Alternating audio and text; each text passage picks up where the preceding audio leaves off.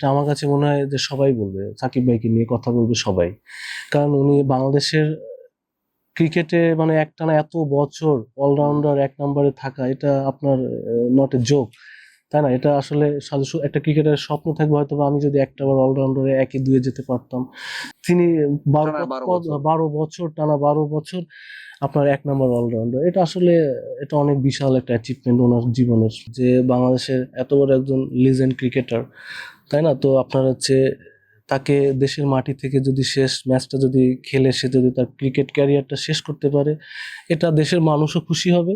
আমাদের স্পোর্টসে যত ক্রিকেটার আছে তারাও আমার কাছে মনে হবে যে তাকে সে প্রাপ্য সম্মানটা দেওয়া হয়েছে, তারাও খুশি হবে। আর আমার কাছে ওনার জীবনের ক্যারিয়ারটা উনি বলতে পারবে যে আমার লাস্ট ম্যাচটা আমি বাংলাদেশের আমার দেশের মাটিতে শেষ করতে পারছি। আমার কাছে মনে হয় এই এই সুযোগটুকু ওনাকে দেওয়া উচিত।